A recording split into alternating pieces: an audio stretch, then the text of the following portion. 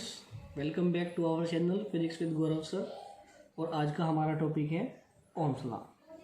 Students, Ohm's law को समझने से पहले एक टॉपिक पढ़ते हैं छोटा सा, रेसिस्टेंस। क्या पढ़ते हैं? रेसिस्टेंस। ये स्टार्टिंग की वीडियोस में इस वर्ड का यूज़ 2-3 बार किया मैंने, और मैंने आपको बताया था कि इसको मैं बाद में कवर करूँगा। तो आज इसका टाइम आ गया है, आज हम इसको पढ़ते हैं, रेसिस्टेंस। देखो बच्चों, अगर इसको हम इंग्लिश के व्यू से देखें, रेसिस्टेंस का मतलब होता है हिंड्रेंस। क्या होता है? हिंड्रेंस। हिंड्रेंस माने रुकावट, ऑब्स्टेकल।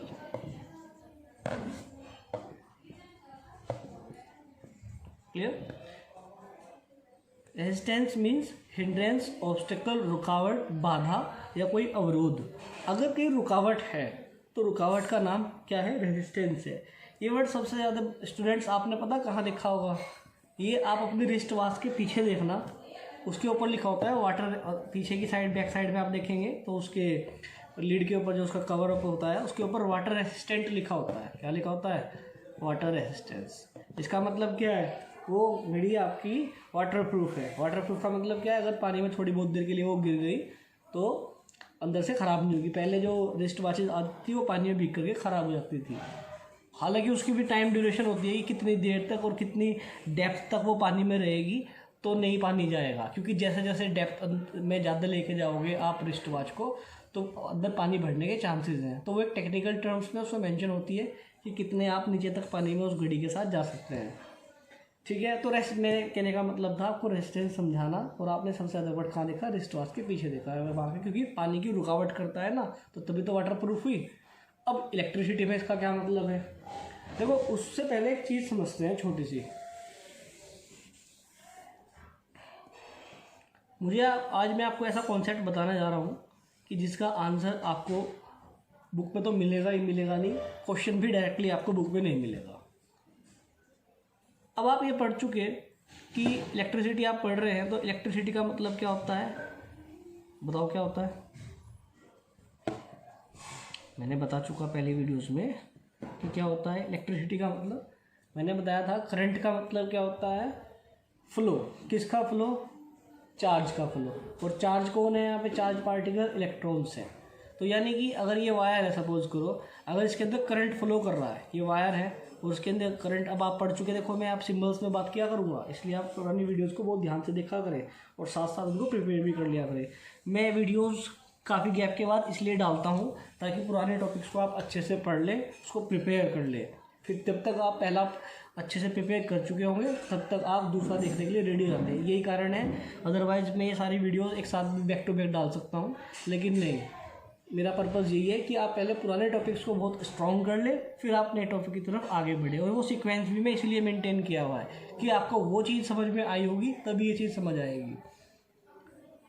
इलेक्ट्रिक करंट को आई से डिनोट किया था, तो अब मैं बोल सकता हूँ इस वायर के अंदर करंट फ्लो कर रहा है। ये तो एक जनरल बात होगी सबके लिए कि हाँ करंट फ्लो कर रहा है, लेकिन हमारे लिए क्या फ्लो कर रहे हैं? Charged particles.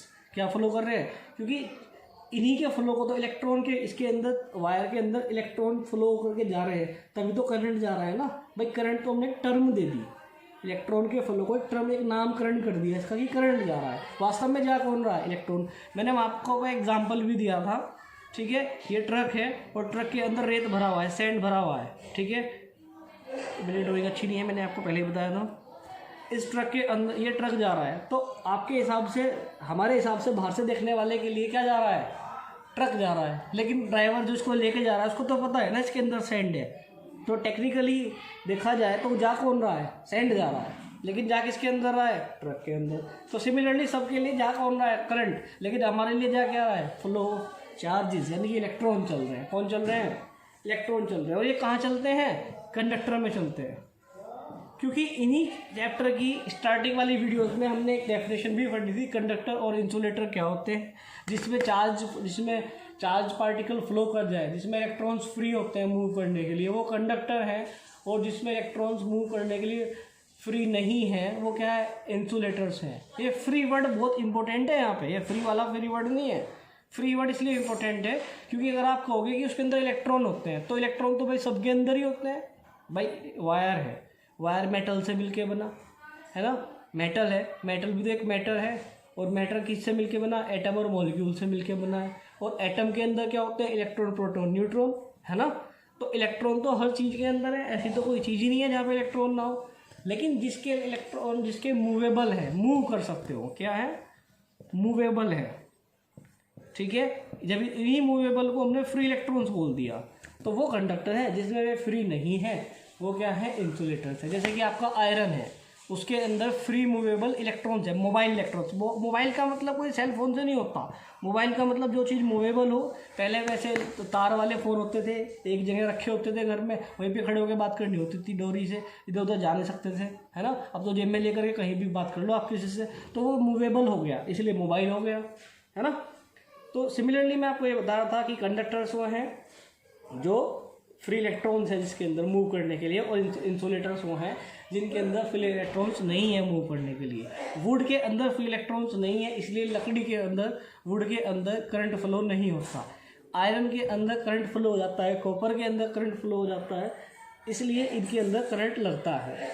क्लियर हो गया कॉन्सेप्ट। लेकिन हमारा टॉपिक ये था कि देखो यहाँ पे एक चीज़ समझ लीजिए आप, मैं आपसे ये कहना चाह रहा था कि ये इलेक्ट्रॉन है। जब हमको ये मालूम है, बहुत ध्यान से सुनना मैं जो पूछने जा रहा हूँ, जो ये आपका वायर है, ये वायर को मैंने थोड़ा सा बड़ा दिखाया, सिलेंड्रिकल फॉर्म में समझ लो आप इसको, है ना। ये वायर है, इसका एक बड़ा पोर्शन ले लिया मैं, एक बड़ा व्यू ले लिया इसका, और इसके अंदर मैंने इलेक्ट्रॉन है। पहली बात तो ये बताओ कि कंडक्टर की जब ये वायर मैंने बोल दिया तो वायर का मतलब ये कॉपर का रहा होगा, जनरली हम ये एज्यूम करके चलते हैं क्योंकि बेस्ट कंडक्टर कॉपर ही है। तो कॉपर है, कॉपर भी तो मेटल है, और मेटल के पास फ्री इलेक्ट्रॉन्स है, ये आप पढ़ चुके, ठीक है। मेटल्स के पास क्या होते हैं, फ्री इलेक्ट्रॉन्स। तो फ्री इलेक्ट्रॉन्स है तो मूव भी कर रहे हैं। जब मेटल के अंदर फ्री इलेक्ट्रॉन्स मूव कर रहे हैं तो इस कॉपर को टच करने से करंट लगना चाहिए था कि नहीं लगना चाहिए था। ध्यान से सुनो क्वेश्चन क्या कह रहा हूँ। मैं ये कह रहा हूँ कि ये कॉपर वायर है, इसके अंदर फ्री इलेक्ट्रॉन्स हैं according to definition of metals, है कि नहीं। अब जब इसके अंदर फ्री इलेक्ट्रॉन्स है, यानी कि जब ये फ्री हैं तो ये मूव भी कर रहे हैं, इधर उधर कर रहे हैं, बिल्कुल नहीं, इसमें तो कोई दो राय नहीं है, बिल्कुल कर रहे हैं। तो कॉपर को टच करने से करंट लगना चाहिए था कि नहीं। चलो थोड़ा सा यहाँ से बाहर निकलते हैं, बाहर आते हैं प्रैक्टिकली। आपके घर में लोहे का गेट बना होगा कहीं ना कहीं, और भी कुछ नहीं, जो उसकी नोब होती है, हैंडल होता है, वो तो लोहे का ही होता है ज़्यादातर, है ना। ये कहीं ना कहीं आपको गेट मेटल का मिल जाएगा, है ना। तो उस मेटल के गेट को पकड़ने से, क्योंकि वो आयरन का बना हुआ है ना, तो आयरन के पास क्या होते हैं, फ्री इलेक्ट्रॉन्स होते हैं, ठीक है। तो आपका जो गेट है लोहे का, उसके अंदर फ्री इलेक्ट्रॉन्स है according to definition of metals. तो लोहे को गेट के पकड़ने से करंट लगना चाहिए था कि नहीं लगना चाहिए था, बिल्कुल लगना चाहिए था डेफिनेशन के अकॉर्डिंग टू। लेकिन क्यों नहीं लगता। आप ये नहीं कह सकते कि सर बैटरी तो लगाई नहीं और इलेक्ट्रॉन कहाँ से आ जाएंगे। भाई बैटरी का इलेक्ट्रॉन से क्या लेना देना है। हम तो तब भी कह रहे हैं कि मेटल्स के पास फ्री इलेक्ट्रॉन से, बैटरी तो बोला ही नहीं है वहाँ पर, है ना। तो जब फ्री इलेक्ट्रॉन है तो वे मूव भी कर रहे होंगे, और मूविंग चार्ज का मतलब करंट होता है, तो करंट लगना चाहिए था कि नहीं लगना चाहिए था। क्वेश्चन तो क्लियर हो गया होगा ना, इस पर थोड़ा सा विचार करो। चलो अब इसी बात को समझते हैं। ऐसा क्या था बैटरी लगाने से पहले और बैटरी लगाने के बाद, ऐसा क्या हो गया कि पहले करंट नहीं लग रहा था, अब करंट लग रहा है। इसी बात को मैं आपको समझाता हूँ।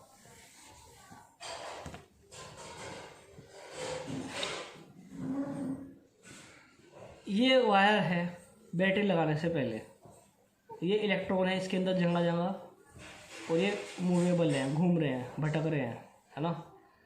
और अब दूसरा वायर मैंने ले लिया, या ये कह लो इसी वायर का दूसरा केस है, इसी के अंदर भी इलेक्ट्रॉन्स हैं, भटक रहे हैं अलग अलग जगह।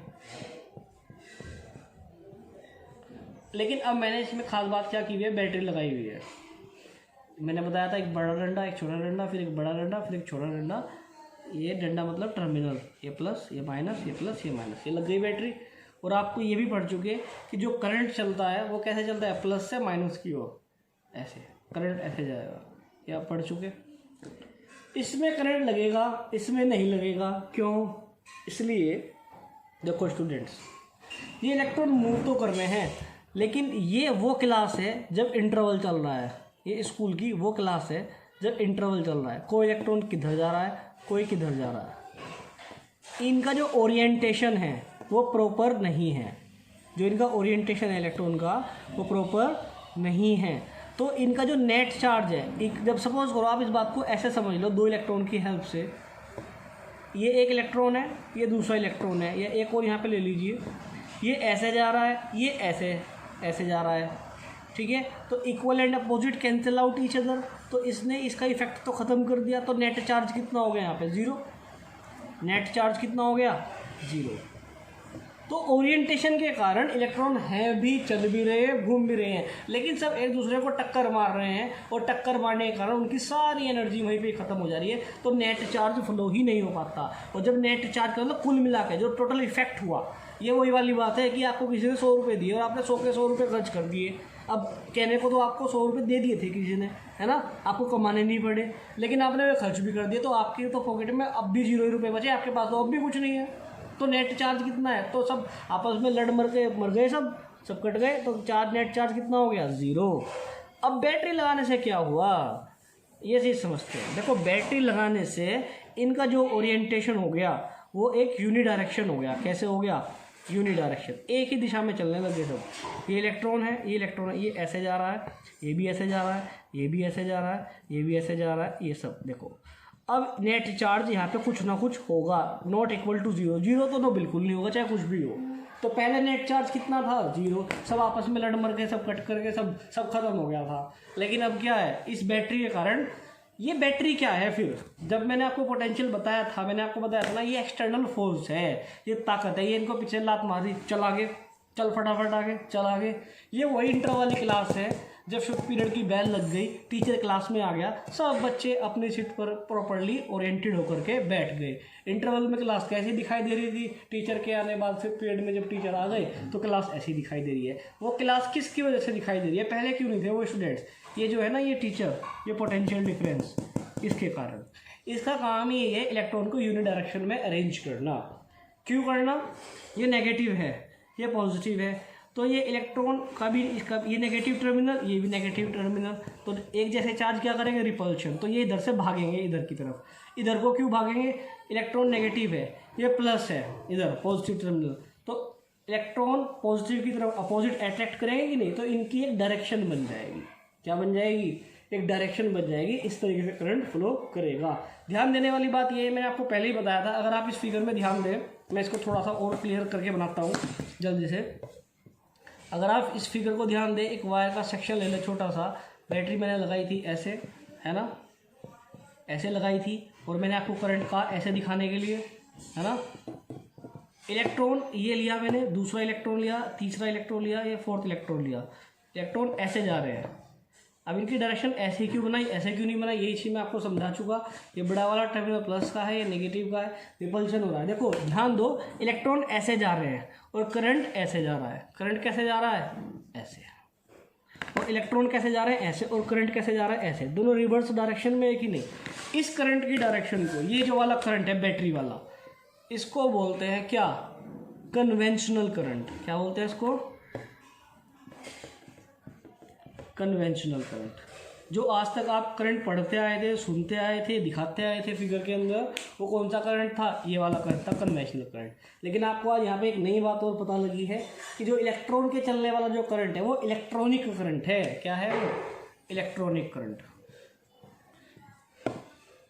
हम जो फॉर्मूला में यूज़ करते हैं वो ये वाला यूज़ करते हैं, ये वाला नहीं करते। तो असलियत में, वास्तव में फैक्ट ये है कि जो करंट की डायरेक्शन है वो माइनस से लेकर के प्लस की होती है। लेकिन आप ये बताएंगे नहीं, कहीं लिखेंगे नहीं। लिखेंगे आप हमेशा क्या? कि प्लस से नेगेटिव होती है करंट की डायरेक्शन।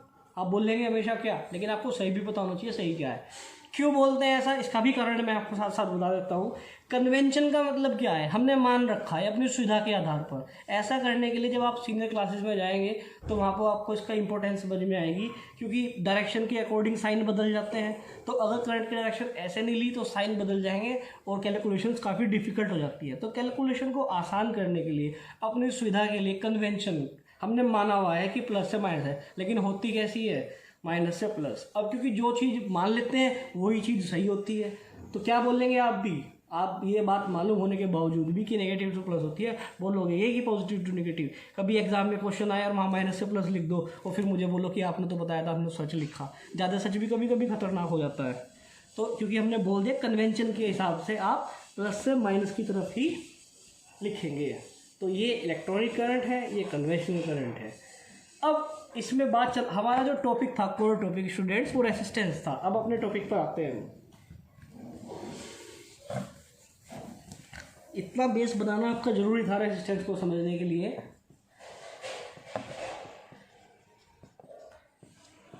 देखो ये वायर है, उसी वायर को मैंने ले लिया और इसके अंदर इलेक्ट्रॉन फ्लो कर रहे हैं। क्या कर रहे हैं? अब मुझे एक बात तो बताओ, ये कंपनी बाग थोड़ी ना है कि इलेक्ट्रॉन मजे से घूम रहे हैं। इनको चलने में रुकावट भी तो महसूस हो रही होगी। हो सकता है कि एक इलेक्ट्रॉन इधर से आ रहा है, एक इधर से आ रहा है, ये इसके रास्ते में टकरा गया हो। जब ये इसके रास्ते में टकरा गया, ये आगे बढ़ ही नहीं पाएगा। कुछ तो निकल जाएंगे, कुछ रुक जाएंगे। तो इलेक्ट्रॉन को चलने में, वायर के अंदर चलने में जो रुकावट का सामना करना पड़ रहा है, इसी को हम रेजिस्टेंस बोलते हैं। Resistance is the property of the metal या ऑफ द कंडक्टर। रेजिस्टेंस क्या है? एक प्रॉपर्टी है, ये इसकी फितरत है। क्या फितरत है? कि जो रुकावट महसूस होती है, इसका जो सामना करना पड़ता है, रुकावट का सामना जो करना पड़ता है कंडक्टर को, इसी प्रॉपर्टी का नाम क्या है? रेसिस्टेंस है। क्या है? यानी कि इलेक्ट्रॉन को, चार्ज पार्टिकल को कंडक्टर के अंदर फ्लो करने के लिए जो रुकावट का सामना करना पड़ता है, जो रुकावट होती है, जो हिंड्रेंस होती है, जो बाधा होती है, जो ऑब्स्टेकल होती है, इसी का नाम क्या है? रेसिस्टेंस है। ठीक है। और इसी रेजिस्टेंस को ओवर करने के लिए हम बैटरी लगाते हैं। जितना ज़्यादा पोटेंशियल डिफरेंस आप बढ़ाते चले जाते हैं कितनी बार, तो करंट की वैल्यू और बढ़ती चली जाती है। क्योंकि आप ये वाली बात है कि इधर आप सपोज करो कोई रास्ते में खड़ा है, आपने उसको कहा कि साइड से हट जाओ, वो नहीं हटा, फिर आपने उसको थोड़ा धक्का दे दिया, वो फिर भी नहीं हटा, फिर आपने और तेज पुश कर दिया, उसको फिर दे दिया, तो ताकत बढ़ाते जाते हो, तो हिंड्रेंस को दूर करते जाते हो। लेकिन वो ताकत भी एक निश्चित एरिया, निश्चित अमाउंट तक काम करती है। अगर आपके रास्ते में पहाड़ हट जाए तो पहाड़ को लात मार के हटा दोगे क्या? तो वो भी डिपेंड करता है बहुत सारे फैक्टर्स पर। उन फैक्टर्स को भी हम बाद में कवर करेंगे। फिलहाल हम बात करते हैं रेजिस्टेंस की। तो रेजिस्टेंस का मतलब क्या हुआ? रुकावट। यानी कि रेजिस्टेंस क्या है? ये कंडक्टर की प्रॉपर्टी है, ठीक है, जो क्या महसूस करती है? जो अपोज करती है किसको? फ्लो ऑफ करंट को। It is the property of the conductor that opposes the flow of current. और इसको कैपिटल आर से डिनोट करते हैं। किससे डिनोट करते हैं? कैपिटल आर से। और इसको, जैसे कि आप मीटर को, लेंथ को मीटर में नापते हैं, वेट को किलोग्राम में मेजर करते हैं, सॉरी मास को किलोग्राम में मेजर करते हैं, फोर्स को न्यूटन में मेजर करते हैं, सिमिलरली आप रेजिस्टेंस की जो एसआई यूनिट होती है वो क्या होती है? ओम, OHM, ओम। और इसका जो ओम का भी जो सिंबल है वो ऐसे बनेगा, जैसे आपने देखा होगा ना मोबाइल वगैरह के ऊपर हेडफोन का साइन बना होता है, कुछ इस तरीके का बनता है ये। ठीक है। तो रेजिस्टेंस को किसने मेजर कर, रेजिस्टेंस को डिनोट करेंगे कैपिटल आर से, यूनिट उसकी ओम होगी। क्लियर? अब इसका फॉर्मूला क्या होगा? इसका भी फॉर्मूला है, बड़ा सिंपल सा फॉर्मूला है, वो हम ओम्स लॉ में डिस्कस करते हैं। तो रेजिस्टेंस समझ में आ गया ना? क्योंकि रेजिस्टेंस मैंने आपको इसलिए बताया कि ओम्स लॉ का संबंध इसी से ही है। अब बात करते हैं ओम्स लॉ। ओम ने क्या बताया था स्टूडेंट्स? ये जो ओम है, आपको इसका पूरा नाम आप जानते हैं क्या है? इनका पूरा नाम है जॉर्ज साइमन ओम। इनका पूरा नाम है जॉर्ज साइमन ओम। और इन्होंने एक ऑब्जर्वेशन मालूम की थी, फाइंड आउट की थी अपने वेरियस एक्सपेरिमेंट से, वेरियस स्टडी से, कि वोल्टेज में V और I में रिलेशन है। क्या रिलेशन है? V और I में जो रिलेशन है वो ये है कि जैसे जैसे आप करंट बढ़ाते हो, जैसे जैसे आप करंट बढ़ाते हो, वैसे वैसे वोल्टेज बढ़ती है। तो या इन्होंने जो स्टेटमेंट दिया था वो ये दिया था कि जो I है वो डायरेक्टली प्रोपोर्शनल है V के। डायरेक्टली प्रोपोर्शनल का मतलब क्या होता है? जैसे जैसे करंट बढ़ाएंगे वैसे वैसे वोल्टेज बढ़ेगी। डायरेक्टली प्रोपोर्शनल का मतलब होता है इसको बढ़ाएंगे तो ये भी बढ़ेगा, इसको घटाएंगे तो ये भी घटेगा। तो इसका मतलब होता है डायरेक्टली प्रोपोर्शनल। या इसी, लेकिन इसमें कंडीशन अप्लाई है, ये बहुत इंपॉर्टेंट है। टेम्परेचर को कांस्टेंट रखना पड़ेगा, टेम्परेचर के साथ कोई छेड़छाड़ नहीं करनी है। इसका भी मतलब समझो आप, अगर मैंने एक वायर लिया या कोई एक मैंने सर्किट लिया और ये बल्ब लगाया हुआ है मैंने, अब बल्ब का आप सिंबल पढ़ चुके थे पुरानी वीडियोस के अंदर, ठीक है, और मैंने इसके अंदर एक बैटरी लगा दी और इसमें करंट फ्लो कर रहा हूँ। सपोज़ करो इसके अंदर पहले मैंने इसको करंट बढ़ा दिया तो वोल्टेज बढ़ जाएगी, और करंट बढ़ा दिया तो वोल्टेज और बढ़ जाएगी, जैसे जैसे करंट बढ़ाऊंगा तो वोल्टेज बढ़ती चली जाएगी। लेकिन जब मैं ये काम कर रहा हूँगा, जब मैं ये करंट बढ़ा रहा हूँगा, तब मुझे टेम्परेचर को कांस्टेंट रखना है। ऐसा नहीं है कि पहले तो हम एसी में बैठ के कर रहे थे 16 डिग्री सेल्सियस टेम्परेचर के अंदर, फिर जब हमने बढ़ाया तो हम धूप में ले गए छत के ऊपर, क्योंकि टेम्परेचर बदल जाएगा कि नहीं। या एक बार हमने एक्सपेरिमेंट कंडक्टर किया सर्दियों के अंदर, एक बार किया गर्मियों के अंदर, तो टेम्परेचर डिफरेंस आ गया कि नहीं आ गया। तो हर बार जो टेम्परेचर है और जो अदर फिजिकल कंडीशंस हैं, अदर फिजिकल कंडीशन, जैसे कि आपका प्रेशर है ना, ये जो बाकी भी जो अदर फिजिकल कंडीशंस होती है मौसम के अंदर, वे सारी सेम रहनी चाहिए, तब ये बात एप्लीकेबल होगी। कौन सी बात? ओम वाली बात। वो क्या है? अगर आई बढ़ाएंगे तो वी भी बढ़ेगा। और करके मैंने अगर ऐसे लिख दिया, अगर वी बढ़ाऊं तो आई भी बढ़ेगा, एक ही तो बात है। जब आई बढ़ाए तो वी बढ़ेगा, डायरेक्टली प्रोपोर्शनल का मतलब इसको बढ़ाएंगे तो ये भी बढ़ेगा, इसको घटाएंगे तो ये भी घटेगा। क्लियर? तो वी डायरेक्टली प्रोपोर्शनल टू आई। अब ये नियम है, आप सब जानते हैं दुनिया में। जब भी ये देखो, ये काम आप कितनी बार कर चुके हैं, आपने स्टेबलाइजर को देखे होंगे, वोल्टेज बढ़ा देते हो, है ना, तो करंट बढ़ जाता है कि नहीं जब लाइट डिम आती है थोड़ी सी। आजकल तो ऑटोमेटिक आने लग गए, तो ऑटोमेटिकली कर लेते हैं हमें। तो वोल्टेज बढ़ाएंगे तो करंट भी बढ़ेगा। देखो, जब भी प्रोपोर्शनलिटी हटती है दुनिया के अंदर, इक्वल टू आता है और कुछ ना कुछ कांस्टेंट जरूर आता है, ये नियम है। जब भी प्रोपोर्शनलिटी हटेगी इक्वल टू आएगा, कांस्टेंट है, कांस्टेंट के नाम बदलते रहेंगे। प्रोपोर्शनलिटी हटी, इक्वल टू आया, कांस्टेंट आया, और जो जहाँ था वो वहीं पे रहा, आई की जगह रहा। तो इस फॉर्मूले को क्या बोल देंगे? V equal to I R. आप इसको याद रखने के लिए ऐसे बोल सकते हैं, वीर। ओम्स लॉ का फॉर्मूला क्या बना? वीर। क्लियर? ये चीज़ क्लियर हुई? तो स्टूडेंट्स, ओम्स लॉ का फॉर्मूला क्या बना? V equal to I R, वीर। आगे पीछे लिख सकते हैं, कोई फर्क नहीं पड़ता। बोर्ड में ये ऐसा टॉपिक है स्टूडेंट्स जिसके बिना क्वेश्चन पेपर बनता ही नहीं है। कैसे भी क्वेश्चन आए, इस टॉपिक से क्वेश्चन आता ही जरूर है। वो आपसे रेजिस्टेंस की एसआई यूनिट पूछ लेगा, है ना, वो आपसे ओम्स लॉ का स्टेटमेंट पूछ लेगा। स्टेटमेंट आप बुक से याद कर लीजिएगा, है ना। मैंने बताया था रेजिस्टेंस, उसका स्टेटमेंट क्या होगा? Resistance it states that electric current flowing through a conductor is directly proportional to the potential difference across it ends under standard temperature and pressure conditions. मैं लिख देता हूँ आपके लिए स्टूडेंट्स। अगर आपका बोर्ड में क्वेश्चन आता है कि स्टेट ओम्स लॉ, तो आप इस तरीके से स्टेटमेंट लिख देंगे, it states that the electric current flowing through a conductor is directly proportional to the potential difference across it ends. क्योंकि पोटेंशियल डिफरेंस की नामों पे तो लगाते हैं ना, एक प्लस, एक तरफ प्लस, एक तरफ minus, at constant temperature. Temperature को रख देना है constant, and other similar physical conditions, और बाकी जो फिजिकल कंडीशंस हैं वो भी सेम होनी चाहिए। तो ये तो हो गया थियोरेटिकली। और मैथमेटिकली आप लिख देंगे that is I directly proportional to V, और कर देंगे, और V directly proportional to I, और इस बात को यहाँ पे लिख देंगे, प्रोपोर्शनलिटी हटाएंगे, इक्वल टू आ जाएगा आई आर, तो V equal to I R. Clear students? मैं आपको बार बार बोलता हूँ, अगर कोई भी टॉपिक आता है आपको उसकी डेफिनेशन पूछी जाती है फिजिक्स के अंदर। आज के बाद 9th में भी आप ये पढ़ चुके हैं, आपको टीचर ने बताया होगा 100% कि जब भी आपको कोई टॉपिक पूछते हैं, टर्म पूछते हैं, तो आप उसकी यूनिट और फॉर्मूला जरूर लिखें। तो क्या लिखेंगे आप इसकी? SI यूनिट क्या होगी ये भी आप लिख देंगे बोर्ड में। अगर सिर्फ इतना क्वेश्चन आएगा स्टेट ओम्स लॉ, तो आपको पूरा काम करना है, नंबर नहीं देखने हैं कितने नंबर में। क्वेश्चन आया स्टेट ओम्स लॉ, स्टेटमेंट, ये 3 लाइन, SI यूनिट लिखेंगे इसकी, या SI यूनिट यहाँ पे आप लिख दोगे, यहाँ पे R लिखोगे, वेयर, क्योंकि यहाँ तो वोल्टेज तो आप बता नहीं रहे, ओम्स लॉ बता रहे हो। यहाँ पे लिखोगे where R is equal to resistance of the conductor. Resistance किसकी? मेरी नहीं, कंडक्टर की। रेजिस्टेंस ऑफ द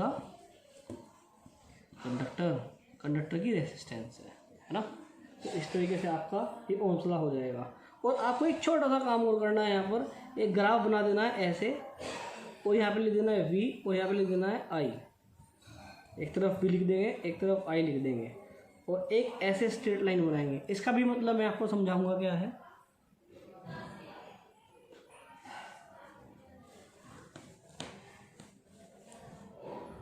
ठीक है, ऐसे आप एक लाइन, एक ग्राफ बना देंगे छोटा सा, और इसका भी मतलब मैं आपको भी क्लियर कर दूंगा, V equal to I R, where R equal to resistance of the conductor. और एक ऐसे ग्राफ बना लेंगे, एक y एक्सिस पे V और x एक्सिस पे I, और एक स्ट्रेट लाइन इस तरीके से।